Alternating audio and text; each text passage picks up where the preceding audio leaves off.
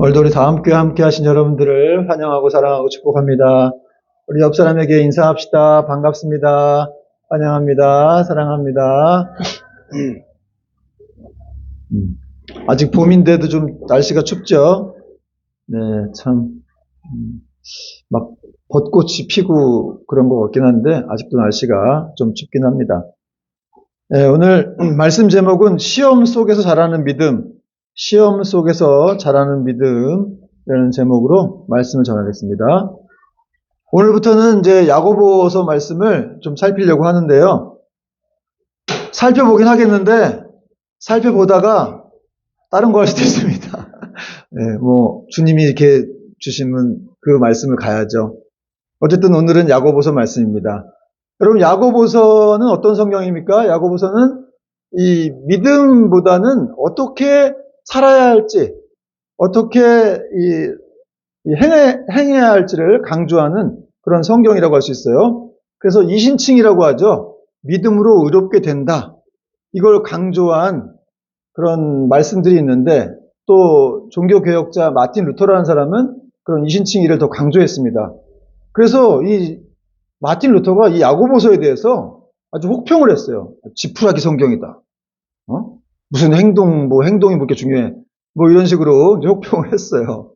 믿음은 구원으로 받는 거지, 행함이 왜 중요하냐, 이런 식이었는데, 그러나 여러분, 이 야고보서 말씀은 이렇게 믿음으로 의롭게 된다는 그 이신칭의와 배치되는 말씀이 아니라, 여러분, 이 믿음과 행함이라고 하는 건 따로 이렇게 뗄래야 뗄 수 없는 그런 동전의 양면과 같은 그런 거라는 거죠.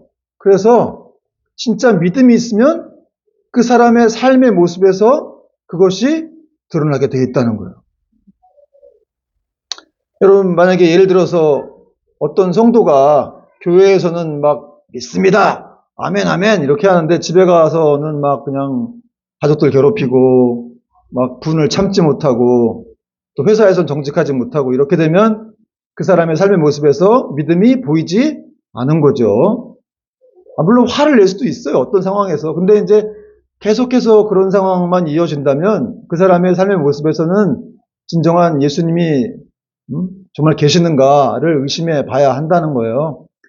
최근에도 어떤 또 목사님이 막 그렇게 여러분한테 좀 얘기하기도 부끄러운데 막 이렇게 쌍욕을 해가지고 또 사임하는 그런 일이 있었습니다. 부교육자한테 그렇게 욕을 하셨더라고요. 유튜브에 막 이렇게 있던데. 저도 목회자라서 참 부끄러웠어요. 아니, 어떻게 이런 욕까지 할 수 있나 싶은데. 그러니까 정말 이렇게 그 안에 예수님이 있는 건가? 정말 살아있는 믿음으로 살아가는 건가? 그래서 오늘 야고보서는 묻는 거예요. 당신에겐 정말 당신의 믿음은 정말 살아있는가? 이걸 묻는 것입니다. 그래서 오늘 야고보서를 보다 보면은 조금 불편할 수는 있어요. 불편할 수 있어요. 왜냐면 내 삶의 모습이 드러날 수도 있는 것이기 때문에 불편할 수도 있지만, 그러나 이 믿음과 행함이라고 하는 건 같이 가는 것이기 때문에 굉장히 중요한 성경이라고 할 수 있습니다. 여러분, 감사함으로 받으면 버릴 것이 없습니다. 은혜로 받고 잘 따라오시면 여러분 안에 은혜가 풍성하게 될 줄로 믿습니다. 먼저 1절을 보도록 하겠습니다. 하나님과 주 예수 그리스도의 종 야고보는 흩어져 있는 12지파에게 문안하노라 그랬어요. 야고보가 자신을 하나님과 주 예수 그리스도의 종이라고 표현했는데 그렇게 소개했어요. 참 저는 이 구절이 인상적이었어요.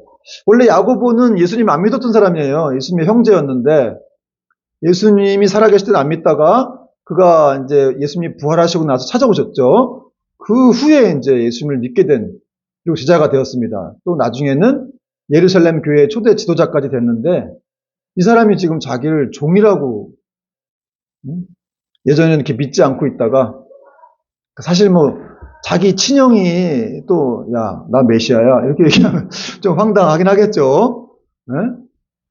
은율이가 나 메시아야 그럼 준하가 얼마나 황당하겠어요. 그런 거랑 똑같은 거예요. 그러니까 굉장히 안 믿겨지지 않았을 거예요. 그러나 부활하신 주님을 보고 나서 이 야고보가 회심을 합니다. 여러분, 지금은 안 믿는다 하더라도 나중에 믿을 수 있습니다. 얼마든지 그런 역사가 가능하다는 거예요. 그래서 자신을 하나님과 주 예수 그리스도의 종이라고 표현하고 있어요. 이 종이라는 말은 헬라어로 이제 둘로스라는 단어를 썼는데 이 영어로 얘기하면 슬레이브예요. 노예란 뜻입니다. 이 당시에 노예가 굉장히 많았잖아요. 그래서 로마 이 시민들의 3분의 2가 다 노예였다고 하는데, 이 노예는 당시 그 생사 여탈권이 다 주인에게 있었어요. 그러니까 사람 취급을 못 받았습니다. 거의 짐승 취급을 받았는데 자기를 그렇게 예수님의 노예다라고 이렇게 소개를 한 거예요. 여러분, 이런 말씀을 들으면서, 그렇구나. 정말 이렇게 그 예수님께 붙들린 사람들은 그분의 종처럼 이렇게 살아가는구나. 이렇게 말씀을 들으면서 여러분, 우리도 그런 정체성을 가져야 될 줄로 믿습니다. 근데 여러분, 우리가 사람의 종도 아니고 하나님의 종이잖아요. 하나님의 노예인데 이게 얼마나 영광스러운 일이에요. 그렇지 않아요? 우리가 피조물이고 흙먼지로 지어진 존재들인데 우주의 창조자 하나님의 종이라고 하니, 노예라고 하니, 이 얼마나 감사한 일인가. 그분을 섬기는 종이라고 하니 이보다 더 영광스러운 일은 없는 겁니다. 그리고 이제 오늘 야고보는 또 흩어져 있는 12지파에게 문안한다 이렇게 말했습니다. 흩어져 있는 12지파는 이제 이 당시에 핍박이 많았기 때문에 사람들이 다 집을 떠나갖고 이렇게 살고 있었어요. 그래가지고 이 사람들은 유대인이었지만 나중에 예수님을 믿고 그리스도인이 된 사람들을 말합니다. 그러니까 유대 그리스도인들. 이 사람들이 핍박을 받아가지고 집을 떠나서 생활했기 때문에 안정적이지도 못했고 또 직업을 다 잃었겠죠. 집을 떠났으니까. 또 신앙 때문에 많은 고난을 겪는 그런 상황이었어요. 또 이들이 모여있는 교회 공동체 안에는 이런 경제적 불평등이 아주 존재했습니다. 그래서 이 빈부격차가 굉장히 심해가지고 가난한 사람이 굉장히 많았습니다. 또 억울한 일이 차별로 인해서 억울함도 많았고 또 각종 폭력이 다 이렇게 교회 안에 스며들어와 있었어요. 언어폭력, 또 세속적인 욕망 이런 것들이 교회 안에 스며들어와서 많은 시험이 있는 오늘날에 우리가 교회를 다니면서도 이런 일을 겪을 수도 있지만 2000년 전에는 정말 상상을 초월한 시험들이 있었다는 거예요. 잡혀가면 예수 믿는다는 이유로 죽기도 하고 또 하필이면 또 교회 안에 이렇게 막 불평등과 차별과 이런 게 그러니까 이런 상황이었어요. 그러니까 예수 믿기가 정말 힘든 그런 상황인데 오늘 야고보는 그런 상황에서 놀라운 말을 하고 있습니다. 2절 보니까 내 형제들아 너희가 여러 가지 시험을 당하거든 온전히 기쁘게 여기라. 어떻게 여기라? 기쁘게 여기라는 거예요.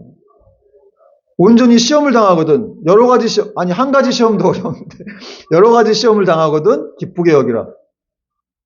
이게 참 어떻게 보면 좀 뭐랄까 너무 이 현실과 동떨어진 말인 것 같기도 해요. 시험, 고난이 찾아오는데 아니 어떻게 안 기쁜데 어떻게 기쁘게 여기겠어요? 근데 성경은 기쁘게 여기라는 거예요. 난 안 기쁜데 그래도 기쁘게 여기라는 거예요. 왜? 이유가 있다는 거예요. 3절 보니까 이는 너희 믿음의 시련이 인내를 만들어내는 줄 너희가 알미라. 할렐루야. 여러분 시험이라고 하는 게 믿음을 무너뜨리기 위해서 오는 게 아니라 믿음을 더 잘하게 하기 위해서 하나님이 허락하시는 거라는 거죠. 시험이라고 하는 거, 고난이라고 하는 게 그런 거예요. 그래서 믿음 안에 있는 시련, 믿음의 시련이라고 얘기한 거예요. 하나님이 주시는 시련이라는 것이죠. 그러므로 시험은 목적이 있어요. 고난이 내 삶에 그냥 찾아오는 게 아니라 이 어려움이 시험이 찾아오는 이유가 있다는 거예요. 인내를 만들어내기 위함인데 이 인내라는 단어가 그냥 대충 이렇게 단순히 참는 정도의 어떤 소극적인 개념이 아니라 하나님을 신뢰하면서 견고하게 서 있는 그런 능동적인 신앙, 아주 불굴의 신앙이 되는 거예요. 그러니까 이렇게 시험이 올 때 기뻐하라 이렇게 말하는 겁니다. 여러분 금을 단련할 때 뜨거운 불에 들어가서 연단을 받고 그 금이 이렇게 정금처럼 되죠. 순수한 금이 되잖아요. 그렇듯이 이 믿음도 시험을 통과하면서 아주 진짜 믿음, 불굴의 신앙, 누가 이렇게 팍 때려도 흔들리지 않는, 건드려도 분노하지 않는 그런 어떤 신앙이 된다는 거예요. 또 웬만한 시험 갖고는 그 사람은 어떻게 할 수도 없는. 그러니까 여러분 사실 이 믿음이라고 하는 게 얼마나 중요한지를 알 수가 있어요. 그래서 진짜 믿음이 들어오면 내 삶이 더 풍성해지고 풍요로워지는 거죠. 근데 이 믿음이 없으면, 이 믿음이 시험을 통과하지 못하면 그냥 조그마한 일에도 불안한 거예요. 막 벌벌 떨고 막 내 미래가 앞으로 망할 것 같고 잘못될 것 같고 막 이렇게 생각이 들어요. 그래서 하나님이 여러분에게 시험을 주세요. 고난을 주세요. 여러분 성경에도 그런 대표적인 예들이 있지 않습니까? 아브라함 같은 사람들. 아브라함 시험 받았어요. 아이가 없어가지고 그렇게 기도했는데 하나님이 25년 후에 아이를 줬거든요. 100살에 줬어요. 근데 그 아이를 또 달라고 했습니다. 근데 그 아브라함이 그 시험에 통과했죠. 모리아 산에 올라가서 아들을 이렇게 묶어놓고 정말 잡으려고 했어요. 그랬더니 하나님 놀래가지고, 어이구, 얘야, 건드리지 마라, 건드리지 마라. 아브라함아, 아브라함아, 2번 부르셨어요. 여러분, 성경에서 하나님 2번 부르실 때는 굉장히 충격받으셨을 때, 그럴 때 2번 부릅니다. 그렇게 해서 말리신 거예요, 하나님이. 그러니까 여러분, 시험 당할 쯤에는 피할 길을 내주시는 것이죠. 그런 말씀도 있는데, 그렇게 하신 것이죠. 결국 아브라함이 시험에 통과해서 그는 자신의 믿음이 진짜 믿음이라는 것을 알게 되었습니다. 또 요셉의 예를 들어보면 요셉은 어릴 때 애굽으로 팔려가가지고 17살의 나이에 애굽에서 노예 생활을 했어요. 형제들한테 팔렸죠. 그리고 또 잘 살았는데도 불구하고 누명을 쓰고 감옥에 들어갔습니다. 그러고 나서 또 나중에 총리까지 됐는데, 그러니까 그런 감옥 생활, 노예 생활을 통해서 사실 요셉이 어떤 사람이에요? 자기 형들을 막 고자질했던 그런 철부지였는데, 그런 감옥 생활, 노예 생활을 통해서 요셉이 아주 성숙한 그런 신앙인, 또 이 총리가 될 수 있는 자질까지 다 배우게 된 것이죠. 또 베드로도 예수님을 부인하는 그런 실패와 눈물 속에서 다시 사도로 세워지는 그런 역사가 있었습니다. 그러므로 여러분, 시험이라고 하는 거, 나를 찾아오는 고난, 이것이 나를 망하게 하는 것이 아니라 우리를 더 크게 쓰시려고 하는, 우리를 더 새롭게 하시려고 하는 하나님의 축복의 통로인 줄 믿으시기 바랍니다. 그러나 여러분, 마귀는 우리를 시험하기도 하죠. 그래서 하나님이 시험하는 건 테스트인데 마귀가 시험하는 건 템프테이션이라고 해서 유혹이에요, 유혹. 그래서 마귀의 시험은 우리를 죽이려고 하는 거지만 하나님은 우리를 시험하셔서 우리를 더 성장시키려는 데 목적이 있다는 거예요. 그래서 오늘 야고보는 인내를 온전히 이루어야 된다, 이런 말씀하고 있어요. 4절 같이 한번 읽어봅시다. 4절 시작. 인내를 온전히 이루라. 이는 너희로 온전하고 구비하여 조금도 부족함이 없게 하려 함이라. 인내를 온전히 이루란 말은 시험이 올 때, 고난이 올 때 짜증내지 말고, 신경질 내지 말고 내 인생이 망한 거 아니야, 이렇게 생각하지 말고 잘 참으라는 거야. 근데 이 목적이 있어요. 이 고난 속에서 그렇게 온전하게 될 것을 바라보면서, 누구 때문에 온전해지는 거예요? 하나님으로 인해서 온전해지는 거죠. 그걸 바라보면서 잘 참으라는 거예요. 근데 참을 때 기뻐하면 그 온전함이 더 이루어진다. 그 신앙을 하나님이 이렇게 인정해 주신다는 거예요. 그래서 여러분, 이렇게 온전해지면 어떻게 되느냐? 조금도 부족함이 없게 되는 거죠. 여러분의 스스로에 대해서 우리가 스스로를 실망할 때, 저도 목사지만 참 연약한 신앙이다, 연약하다, 스스로에게 실망할 때가 많은데, 그러나 이렇게 인내를 온전히 잘 이루다 보면 조금도 부족함이 없는 그런 사람이 될 수가 있는 것이죠. 그러므로 여러분, 우리는 이런 말씀을 통해서 하나님이 우리에게 원하시는 것은 무엇인가, 이걸 좀 깨달아야 돼요. 여러분, 하나님이 우리에게 원하시는 것은 어떤 문제 해결이 아니라 그 문제를 통해서 우리가 변화되는 것, 우리가 성숙한 믿음을 갖게 되는 것입니다. 우리는 기도할 때 이렇게 말하죠. 하나님, 제발 좀 이 문제 좀 빨리 좀 없애주세요. 속히 좀 사라지게 해주세요. 날 좀 제발 그만 괴롭히게 해주세요. 이렇게 기도하는데 하나님은 그렇게 하지 않으시고, 내가 이 문제를 통해서 너를 잘하게 하겠다, 이 문제를 통해서 너를 성숙하게 하겠다고 이렇게 말씀해 주시는 겁니다. 중요한 거는 이것이 바로 우리와 하나님 사이의 갭이에요. 갭이고 영적인 온도 차이라고 할 수 있는데, 어쨌든 중요한 거는 문제가 사라지는 것보다 그 문제를 통해서 내가 변화가 되는 것, 이게 하나님의 목적입니다. 그런데 여러분, 그런데 말입니다. 오랜만에 했네요. 그런데 이렇게 시험 당해도 걱정하지 않을 이유가 또 있어요.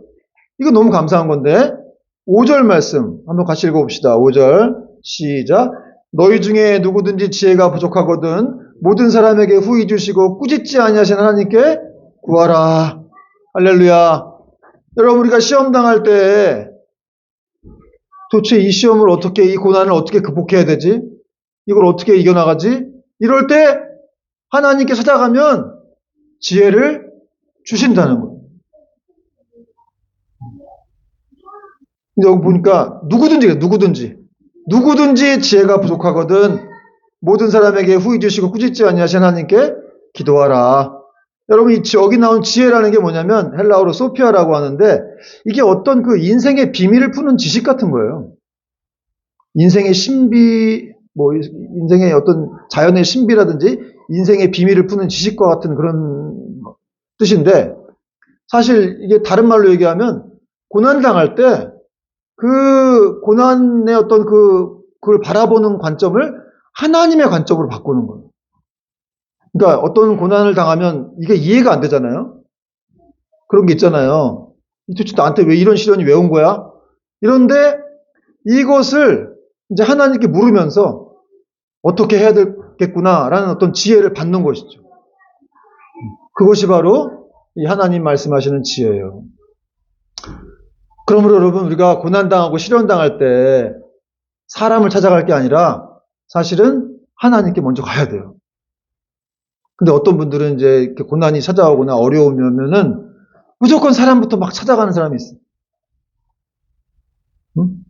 저도 이제 예전에 사역할 때 보면은 어떤 문제만 생기면 그냥 저한테 전화하고 저를 찾아와서 상담 요청하고 막 이래요. 제가 여러분을 상담 안 해주겠다는 게 아니에요. 상담 안 해주겠다는 게 아니고 날 찾아오지 말라는 게 아닌데, 근데 어떤 문제만 생기면은 하나님께 갈 생각을 안 하고 그냥 사람부터 먼저 이렇게 찾아오는 사람들이 있다는 거예요.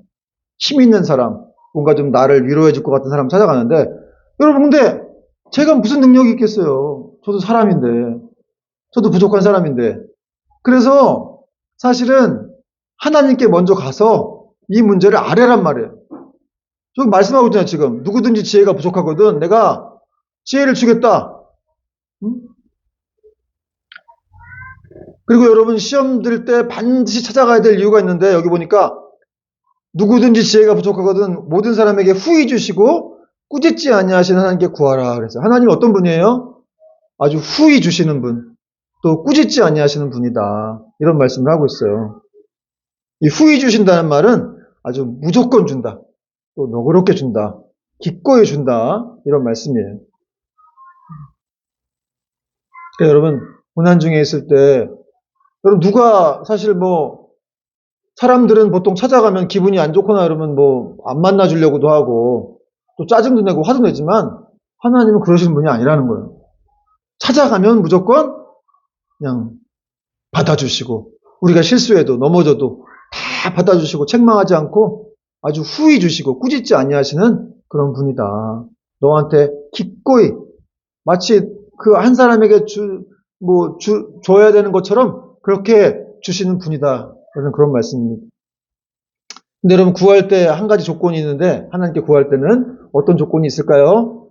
6절 보니까, 7절, 8절 보니까 이렇게 되어 있어요. 오직 믿음으로 구하고 조금도 의심하지 말라. 의심하는 자는 마치 바람에 밀려 요동하는 바다 물결 같으니 이런 사람은 무엇이든지 죽게 얻기를 생각하지 말라. 두 마음을 품어 모든 일에 정함이 없는 자로다. 하나님께 나아갈 때는 뭐가 필요해요? 믿음으로 나가라는 거예요. 믿음. 기도 응답의 단 한 가지의 조건, 바로 믿음이라는 거죠. 아니, 그렇잖아요, 여러분. 하나님께 기도를 하러 가놓고 처음부터 막 의심하면 이게 되겠어요? 이분은 분명히 안 주실 거야. 내가 기도해도 소용없어. 이렇게 생각이 되면은 하나님 입장에서는 어떠시겠냐 이 말이에요. 들어주시겠냐 이 말이에요. 그러니까 믿음이 실종돼 버리면, 의심부터 해버리면 안 된다. 그래서 기도를 하기 전부터 의심하는 건 그 자체가 이미 죽었다는 거예요. 근데 제가 이 말씀을 보면서 조금 낙심이 되기도 했어요. 여기 보니까 조금도 의심하지 말라는 거야. 저는 기도할 때 조금 의심되기도 하거든요. 어떤 때는 여러분도 기도할 때 응답이 진짜 이렇게 주실까? 이런 어떤 의심이 들기도 한단 말이죠.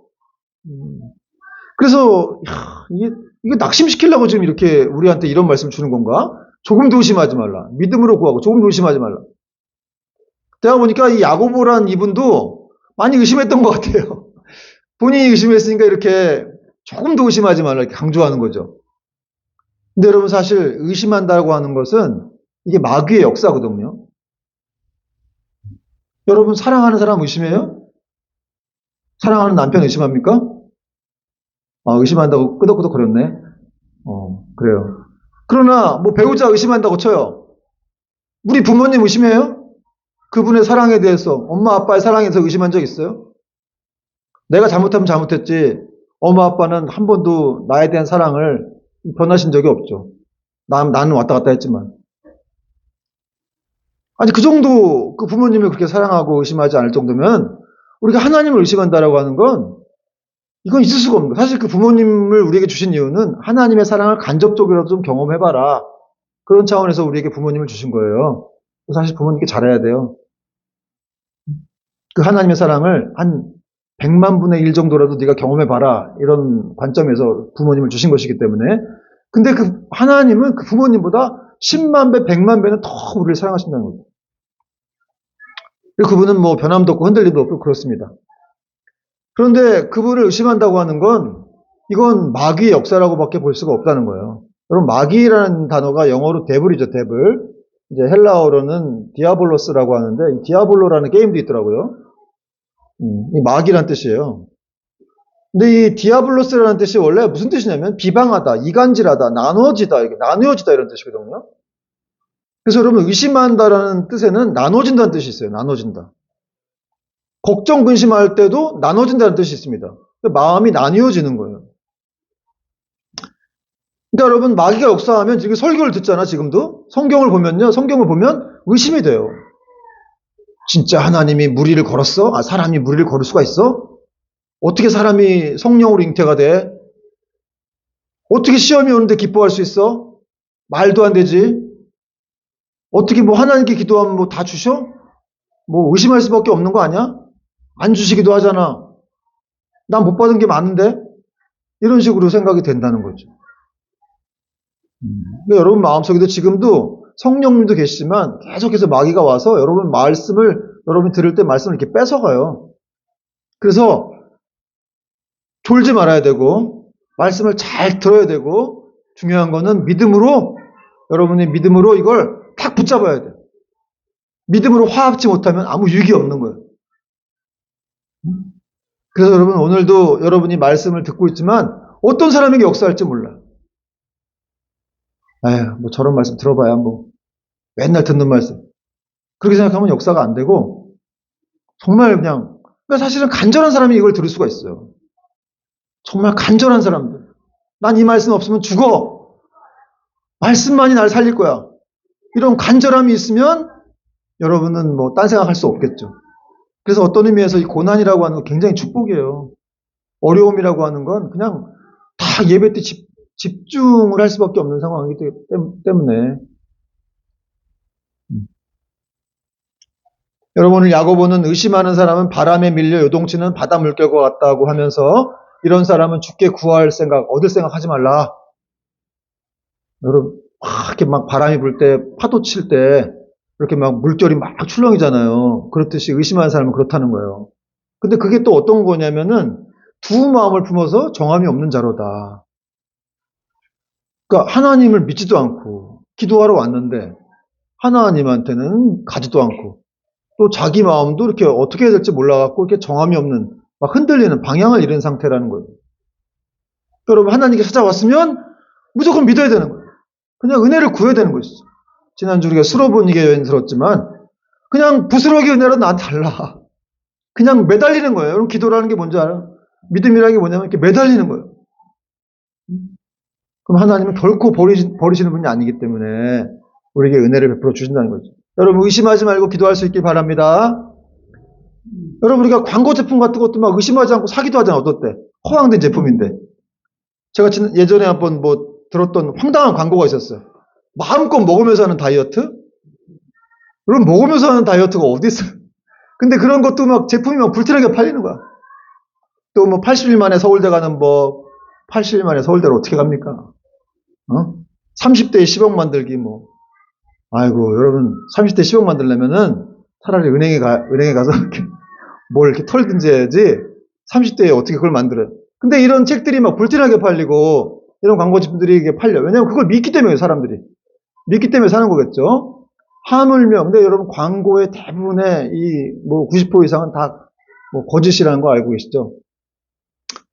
하물며 여러분 우리가 이렇게 광고도 믿는데 하나님을 못 믿는다고 하는 건 조금도 거짓이 없으신, 조금도 어둠이 없으신 이 하나님을 못 믿는다고 하는 건 이건 있을 수가 없는 일입니다. 여러분 믿음이라고 하는 거는 상황에 따라서 흔들리는 파도 위에 서 있는 것이 아니라 이 바다를 창조하신 하나님 위에 서 있는 거예요. 그게 믿음의 전제예요. 우리의 믿음은 하나님의 기반을 두고 있다. 그러므로 결코 흔들릴 수 없는 것, 또 잘못될 수 없는 것이 바로 믿음이죠. 자, 이제 야고보가 이제 마지막으로 조금 맥락이 다른 것 같은 이야기를 꺼냅니다. 9절 말씀 한번 9절 읽어볼게요. 9절 말씀 시작. 낮은 형제는 자기의 높음을 자랑하고 부한 자는 자기의 낮아짐을 자랑할지니 이는 그가 풀의 꽃과 같이 지나감이라. 낮은 형제는 자기의 높음을 자랑하라. 또 부한 자는 부자는 자기의 낮아짐을 자랑하라 이렇게 말했는데 되게 역설처럼 들리기도 합니다.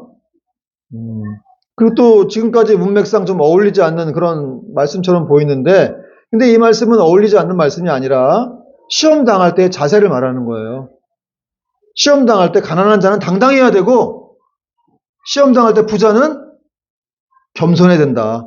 이 말을 하는 건데 여기 낮은 형제는 이제 가난한 성도를 말하는 거예요. 가난한 성도는 세상적으로 돈이 없죠. 궁핍하죠.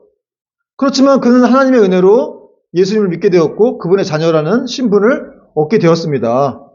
그러므로 그들은 하나님의 나라를 약속받았기 때문에 이미 그리스도 안에서 존귀한 자가 된 거예요. 그래서 가난하지만 그 안에 예수님이 계시기 때문에 또 하나님 나라를 소유로 받을 것이기 때문에 그는 충분히 자기 자신을 자랑할 근거가 있다는 거예요. 그걸 지금 얘기하는 겁니다. 따라서 지금 믿음에 실현 있는 성도들은 아무리 자신이 가난하고 상황이 부정적이고 절망적이라 할지라도 기죽지 말라는 거야. 왜? 네 안에 예수가 있지 않냐 이거야. 너는 예수 믿고 있지 않냐? 하나님 자녀가 되지 않았느냐? 뭐가 널 이렇게 괴롭게 하느냐? 널 힘들게 하는 게 뭐냐? 그러나 너는 하나님의 자녀고 하나님이 너를 보호하신다. 이런 뜻이에요. 결코 세상에서 돈이 없어서 예수 믿는 자가 주눅 들어서는 기가 죽어서는 안 된다. 당당하게 살아라. 네 안에 계신 예수님을 자랑하라 이겁니다.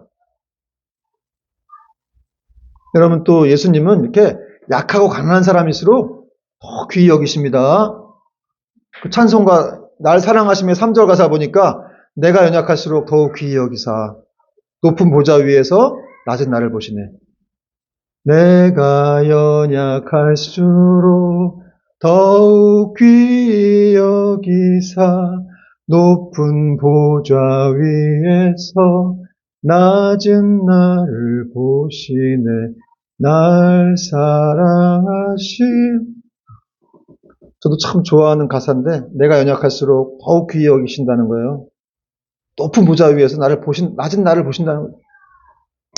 여러분 연약하다고 생각합니까? 하나님이 더 귀하게 보실 겁니다. 그러니까 여러분 당당하라는 거예요. 가난해도 돈이 없어도 예수님 믿는다는 것이 얼마나 큰 축복인지 알고 네가 당당해야 된다. 쫄지 마라 이거예요. 또 야고보는 부한 자는 자기의 낮아짐을 자랑하라 그랬는데 여러분 부한 형제 역시 가난한 형제와 마찬가지로 예수님을 믿고 자녀가 되었죠. 그러나 그가 자랑할 것은 자기의 낮아짐에 있다는 것을 지금 말하고 있는 건데 왜냐하면 지금 이 형제가 현재 부자라고 할지라도 지금 야고보가 뭐라 그랬어요? 그 부가 풀의 꽃처럼 시든다는 거예요. 여러분 풀의 꽃이 하루 만에 떨어져요. 그러니까 그의 부함이 영원하지 않다는 것을 깨닫고 하나님 앞에 겸손해야 된다. 또 부한 사람이 부자지만 그 사람이 죄인 아니에요? 하나님 앞에서 비참한 영적인 실체를 깨닫고 인지하고 네가 하나님 앞에서 겸손하게 살아가야 된다. 가난한 사람들 무시하지 말고 하나님의 은혜로 이렇게 구원받았다는 사실에 감사하면서 겸손하게 살아가라. 이걸 지금 야고보가 얘기를 하고 있는 겁니다. 이게 지금 실제 이 2000년 전에 이 공동체 안에 있었던 일이에요. 가난한 사람, 부자 성도들이 이렇게 모여가지고 부자들은 막 가난한 사람 멸시하고 무시하고, 뭐 지금도 그런 일이 있지만, 여러분 지금도 오늘날에도 이 교회 안에도 뭐 우리 교회는 그런 일이 별로 없지만 정말 사람 많은 그런 교회들은 뭐 차별이 있겠죠. 높은 사람들끼리 모이기도 하고 뭐 부자들끼리 모이기도 하고 막 그런 일이 있을 것 같은데, 2000년 전에 그러니까 이 교회 역사를 보면은 계속해서 이런 일들은, 이게 왜 그러냐면 인간 자체가 우리가 본성상 죄인이기 때문에 계속 자기들끼리끼리 어울리려는 그런 본능이 있어요. 근데 교회는 그러면 안 된다는 거죠. 그걸 깨야 된다는 거예요. 반대로 오히려 나가야 된다는 것을 지금 야고보가 얘기하고 있습니다. 그러므로 결론은 뭐냐? 이 교회 안에서, 주님 안에서는 높고 낮음이 없다는 거예요. 네가 부자냐? 그게 뭐 대수냐? 그 부라고 하는 건 금방 꽃처럼 떨어지는 거야. 시들어버려. 너 겸손해야 돼. 너 하나님 앞에 쓸 거야. 이런 얘기를 하고 있는 거고, 너 지금 가난하냐? 너 가난해도 걱정하지 마. 네 안엔 주님이 계셔. 그게 네가 당당할 수 있는 이유야. 주님은 결코 너를 버리지 않아. 널 돌보시고 있잖아. 널 천국으로까지 인도하실 거야. 너는 하늘의 기업을 받을 사람이야. 그러면 여러분, 우리가 이런 말씀들 통해서 적용을 해보자면은, 나는 가난하고 지금 가진 것이 별로 없어요. 근데 하나님의 자녀로서 세상에서 기죽지 않고 당당하게 살고 있는가? 이걸 좀 생각해 봐야 돼. 또 늘 나와 함께 하시는, 내 고난의 현장에 나와 함께 하신 예수님을 자랑하고 그분을 내가 증거하고 있는가? 그걸 좀 돌아봐야 한다는 것이죠. 또 풀의 꽃과 같이 시들어버릴 이 세상 물질, 성공들을 왜 나는 그렇게 여태까지 그걸 놓지 못하고 살고 있는가? 왜 그게 내 인생을 바꿀 거라고 우리가 생각하고 있는가? 근데 그건 그냥 풀의 꽃처럼 시들어버릴 거라는 거죠. 그럼 나중에 가져갈 수도 없어요. 뭐 수백억이 있으면 어떡할 거예요? 나중에 가져갈 거예요? 못 가져가요. 우리가 전도한 영혼들, 우리가 했던 하나님 나라 사역들, 이건 다 가져갈 수 있지만 우리 영혼도 천국에 갈 수 있겠죠? 그러나 우리 돈은 못 가져가요. 건물도 못 가져가요. 제가 이런 말을 해도 정말 뭐 어떤 분들은 또 그래, 너는 지져라, 나는 간다, 난 내 갈 길 간다, 난 돈이 최고야, 뭐 이러신 분들도 있을 수 있겠죠. 난 돈 없으면 안 돼. 목사님 아무리 얘기해도 난 소용없어요. 난 돈이 최고라고 생각해요. 난 성공하고 싶어요. 여러분들도 다 부자가 되고 싶죠? 돈 많고 싶습니까, 여러분? 그래요. 제가 얼마 전에 우리 사모한테 내가 나중에, 여보, 제가 이런 말을 다 했어요. 내가 나중에 당신한테 100억을 줄게. 그랬더니 우리 와이프가 너무 좋아하더라고. 말만 들어도 행복하다고. 그래서 저도 100억이라는 게 생기면 어떨까 생각해 봤더니 순간적으로 이성의 끈을 놓고 너무 좀 행복했어. 조금 행복했어. 워낙 돈이 없던 사람이니까 100억 생기면 뭐하지? 이 생각을 막 하면서 순간 하나님을 놓쳐버리고 하나님을 패스하고 100억 생기면 뭐하지? 아파트 하나 사고, 이 생각을 잠깐 했어요. 잠깐. 그래서 하나님 저한테 100억 안 주시는 거예요. 목사가 100억 있으면 뭐 하겠습니까? 근데 그런 마음은 들었어요. 하나님 100억 주시면 세계 선교 센터를 하나 지어야 되겠다. 그래서 전 세계를 다니면서 선교를 이렇게 우리 교회가 하면 얼마나 좋을까. 그 생각을 들더라고요. 그런 목적이라면 하나님 주실 수도 있겠죠. 영혼들을 살리겠다. 여러분, 그래서 기도도 좀 이렇게 지혜롭게 해야 돼요. 하나님 나 아파트 살 거니까, 건물 살 거니까 100억 주세요. 이렇게 하면 안 되고, 세계인 영혼들을 위해서, 하나님 위해서 세계 선교 센터를 짓고 싶습니다. 이런 어떤 비전을 탁 선포하면서, 그럼 하나님이 주실 수도 있는 거겠죠. 여러분이 나중에 믿음의 훈련을 통과해가지고, 인내를 이루고, 불굴의 신앙이 돼서, 그런 돈에 좌지우지 안 될 사람이 딱 되는 걸 하나님이 아시면, 100억이든 200억이든 주실 거예요. 그게 좁아야 그게 나한테 큰 의미가 없으니까. 삶은 좀 더 풍성해질 수는 있겠죠. 그런 돈 때문에. 그러나 그렇다고 해서 그게 대단한 건 아니에요. 내 안에 예수가 있기 때문에, 예수님이 최고라는 것을 알기 때문에, 또 그게 큰 의미가 없다라고 하기 때문에. 그래서 여러분 시험이라고 하는 건 가난에도 오고 또 부유에도 올 수가 있어요. 가난과 궁핍은 믿음을 막 흔들 수가 있어요. 가난한 것 때문에. 또 풍요라고 하는 건 하나님을 잊어버리게 할 수가 있어요. 그러니까 이 가난에도 부유에도 다 시험이 올 수가 있다라고 하는 거.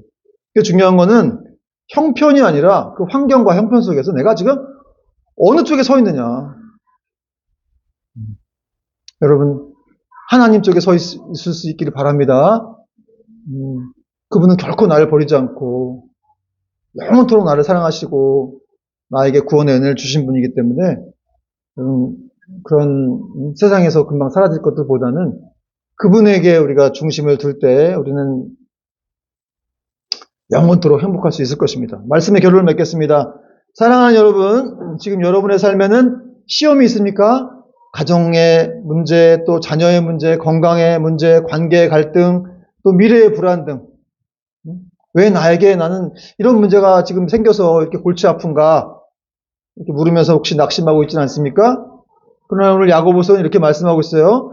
그 시험이라고 하는 건 믿음을 파괴하려고 오는 게 아니라는 거예요. 너를 괴롭히려고 오려고 하는 게 아니라 바로 당신의 믿음을 이렇게 세워주기 위해서, 더 견고하게 하기 위해서 오는 하나님 허락하시는 그런 축복이다. 그러므로 우리는 문제를 제거해달라고 기도하지만은 하나님은 그 문제를 통해서 우리를 더 낮추기도 하셔가지고 이렇게 성숙하게 결국 만드시는 거예요. 또 성숙하게 해서 결국 무엇입니까? 우리를 복 주시려고 하는 것이죠. 신명기 8장 15절 16절 보니까 너를 인도하여 그 광대하고 위험한 광야 곧 불뱀과 전갈이 있고 물이 없는 간조한 땅을 지나게 하셨으며 또 너를 위하여 단단한 반석에서 물을 내셨으며 내 조상들도 알지 못하던 만나를 광야에서 내게 먹이셨나니 이는 다 너를 낮추시며 너를 시험하사 마침내 내게 복을 주려 하심이었느니라. 여러분 이스라엘 백성들을 하나님이 광야로 끌고 가셔가지고 만나를 먹이시고 어떻게 보면 좀 비참하게 살게 하셨는데 그래도 40년 동안 한 번도 굶은 적이 없어요. 의복도 헤어진 적도 없고 그렇게 하신 이유가 뭐냐 이거. 결국 이렇게 너를 좀 낮춰가지고 시험을 통과하게 하셔서 마침내 복을 주시기 위함이었다. 이렇게 말씀하고 있다는 거죠. 또 하나님은 고난당할 때 약속해 주셨어요. 내가 네 고난당할 때 결코 너를 혼자 있게 두지 않을 거야. 네가 나한테 찾아와서 기도할 때 내가 너에게 지혜를 주겠다. 네가 이렇게 완전한 모습으로 성장해 갈 수 있도록 내가 도와주겠다는 거예요. 그렇습니다, 여러분. 시험이라고 하는 건 영원하지 않은 거예요. 고난도 영원하지 않습니다. 또 가난도 영원하지 않아요. 그런데 부요함도 부자도 영원하지 않아요. 그러나 믿음은 영원하고 하나님의 약속과 그 나라는 영원한 것이죠. 여러분, 하나님은 여러분이 어떻게 생각할지 모르겠지만 지금 하나님 여러분을 만들고 계세요. 하나님의 큰 그림 속에서 여러분을 빚어가고 있는 거예요. 그러니까 크고 작은 고난들이 우리한테 있는 건데 그 고난이 있다는 건 하나님 나를 사랑하신다는 뜻이구나. 근데 고난도 영원하진 않습니다. 그 고난을 통해서 나를 이렇게 다 빚어가시면 어느 순간 딱 끝나는 것이죠. 그러므로 지금 혹시 상황이 이해가 안 되고 눈물이 막 나더라도 여러분 그 눈물이 결코 헛되지 않는다는 것을 우리가 알아야 돼요. 결코 여러분 하나님이 여러분의 눈물을 헛되지 않게 하십니다. 이 시험이라고 하는 건 믿음의 무덤이 아니라 믿음의 훈련장이기 때문이죠. 반드시 시험을 통과하면 우리는 전문가 같은 신앙으로 하나님 앞에 설 수가 있게 되는 것이죠. 또 한 주도 이러한 말씀에 또 순종해서 또 계속해서 믿음의 길을 걸어갈 수 있는 저와 여러분 될 수 있기를 주님의 이름으로 축원드립니다. 아멘. 찬양하겠습니다.